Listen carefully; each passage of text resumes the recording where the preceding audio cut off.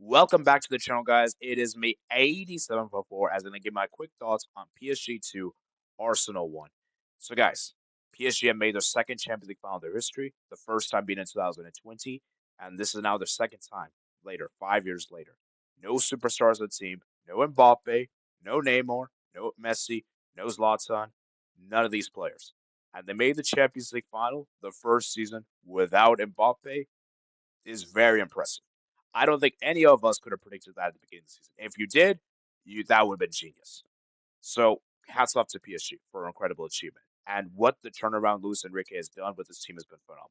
From a team that was almost on the verge of getting eliminated in the league phase to all the way to making the Champions League final, destroying the Premier League teams like owning Liverpool Premier teams like Liverpool, Arsenal, Aston Villa, and Manchester City just shows how League One is a respectable league, and that there's people that actually believe that PSG would have finished top four in the Premier League. You're gonna have to delete that clip because that is wild, and PSG just basically beat all the Premier League teams. So let's talk about this game, guys. The first 15 minutes or so, I would actually say Arsenal were the better team. They were creating chance after chance. Odegaard had an amazing shot there, a really brilliant save there from Donnarumma. And Donnarumma, man, one of the best goalkeepers in the world. The form, the turnaround he's done in the last couple of months has been phenomenal. He's really shown up in the knockout stages. And obviously, Martinelli also had the early effort there. And then PSG, man, they opened the scoring. And once PSG opened the scoring, I knew that this would be pretty much next to impossible for Arsenal because Fabian Ruiz, man.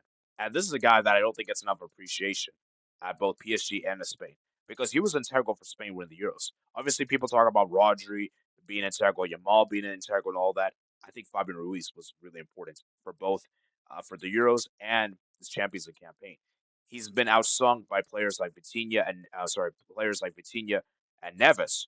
But I think Fabian Ruiz deserves his appreciation as well because that was a brilliant goal there. What a way to open the scoring there. And you know, it's really funny, guys. The player that gave away the foul, Declan Rice. And we know how good Declan Rice was at free kicks. I mean, just look at the quarterfinal game against Real Madrid for crying out loud. So you're thinking to yourself, okay, how will PSG, how will Arsenal respond? Then PSG had another chance right before they scored. I believe it was actually Kvaratskhelia hit the post, and I'm thinking to myself, dang, PSG are actually opening it up now. And then Barcola almost made it 2-0. And I'm thinking to myself, dang, if you hadn't made it 2-0, the tie would have been done. And for Arsenal, I'm saying like, I just don't know how they're gonna score. Like they just look so bad. Their attack is like, let's be real, guys. Arsenal's attack is really soccer or bust. I'm sorry, Odegaard just isn't it.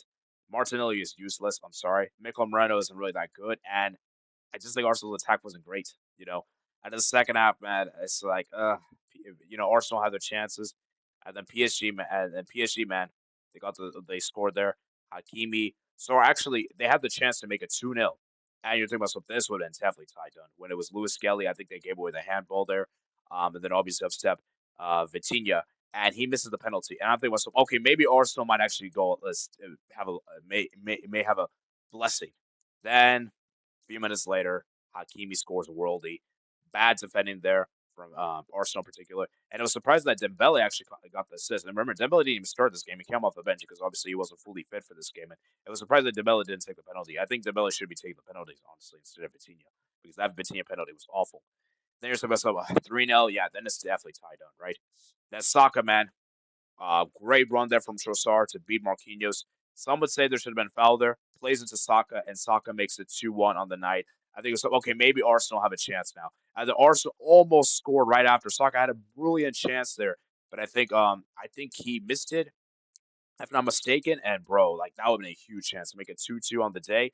That could have been to completely tie, change the tie there. And I think Hakimi had a chance at the end. So Arsenal, man, they have their moments in this game, but the issue is Arsenal for me. I just think they were not good enough to play against PSG. I think PSG are just a better man-to-man team than Arsenal. I just think Arsenal, for me, they just lacked the quality on the day. And I think for Arsenal, it's bad for Arteta because he was banking on everything on this Champions League because the Premier League was obviously a lost cause. And we're gonna talk about Arteta on tonight's stream, guys. Should Arteta get sacked? I'm gonna give my 2 cents and then we'll discuss on stream. I feel like you can't really sack Arteta because Arsenal did get to a Champions League semifinals. This is the first time they got a Champions League semifinals in quite so many years, 2009. So it is an incredible achievement. But the issue is you how much time are you gonna give? Because for me, I'm giving one more season to max. Because I think Arsenal, for me, what they really need is a striker. I think that's what this Arsenal team really need is a top striker and a top left winger. And they gotta stop overusing Saka because Saka is amazing and all. He is so good, but you gotta rest Saka. You can't play him all the time. It's like with Barca with Yamal. You know, I feel like Saka and Yamal are like the two big players for the respective teams, and so Arsenal just need more squad depth in the forward positions in particular. As for PSG, I thought they were generally good for majority of the game, but they had their moments of lapses of concentration. And this just shows that even though this PSG team is improving, some LSG is being shown in this game because they almost collapsed. Like they could have easily collapsed when Arsenal got that goal there. So I'm thinking to myself, if they go in the final, because in the final they're playing against Inter, right? I know we're looking a bit ahead, but in that final they cannot make any mistakes because let's be real, Inter's a better team than Arsenal. So I reckon if they kind of make those kind of mistakes in the final, Inter can definitely very much capitalize upon it. And Inter's far more clinical than Arsenal. Arsenal is not as clinical as Inter. So time will only tell, guys. But congratulations to PSG for making the Champions League final for Luis Enrique. Incredible job. And for Arsenal and Arteta, as I said, man, is this the last we're going to see Arteta at Arsenal? Let me know, you guys, in the comments below. Remember, guys, to like, subscribe, and let me know if there's any major talking points in the comments section below that I forgot to talk about. And yeah, I'll see you guys later, man. Peace out.